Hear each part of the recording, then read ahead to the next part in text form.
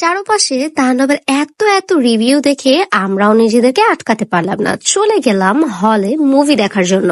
So মুভিটা কেমন হয়েছে সেই বিষয়ে কিছু ডিটেলস দিব।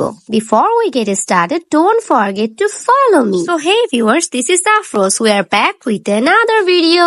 তোমরা প্লেস দেখেই বুঝে ফেলেছো যে আমরা কোথায় গিয়েছি। আমরা গিয়েছিলাম রানীগঞ্জ লায়ন শপিং মলের 9 ফ্লোরে, যেখানে হচ্ছে লায়ন সিনেমা হল। মুভির টিকিট পাচ্ছিলাম না, তারপর আমরা একটা টিকিট পাই।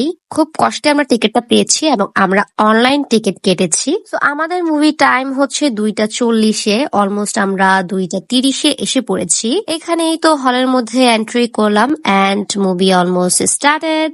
সো আমরা হচ্ছে যার সিটে বসে পড়লাম।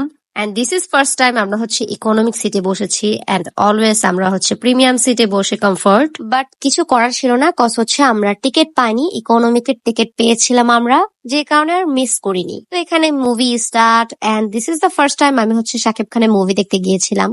এন্ড তারপর আমরা একটা পপকর্ন নিয়েছি, পপকর্ন নিয়ে হচ্ছে আমরা খেতে খেতে মুভিটা এনজয় করতেছিলাম।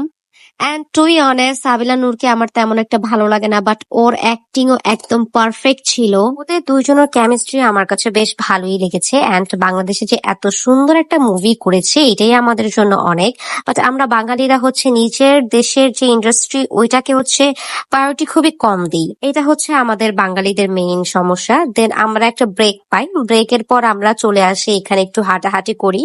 প্রায় 10 মিনিটের মতো আমাদের একটা ব্রেক দিল। ব্রেক দেওয়া শেষে আমরা আবার উপরে চলে গেলাম হলে। যারা এখনো মুভিটা দেখতে যাননি তারা অবশ্যই মুভিটা দেখতে যাবেন। মুভিটা আমার কাছে হচ্ছে বেস্টই লেগেছে। টোটালি মুভিটার মধ্যে অনেক টুইস্ট ছিল, আর হচ্ছে যেহেতু আমাদের বাংলাদেশের 3টা হিরো আছে মুভি তো বেস্ট হবেই।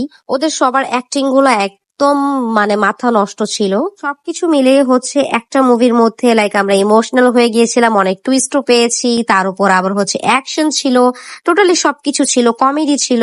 সো অনেক এনজয় করেছিলাম। দেন হচ্ছে অলমোস্ট মুভি শেষ। আর যদি মুভির পুরোটাই যদি বলেই দিই তাহলে আসলে মুভি দেখার মজা থাকবে না। তাই যারা যারা এখনো মুভিটা দেখেননি তারা অবশ্যই হলে চলে যান আর মুভিটা দেখে আসেন। তো আজকের ভিডিও এ পর্যন্তই, চলে আসবেন নেক্সট কোনো ভিডিওতে।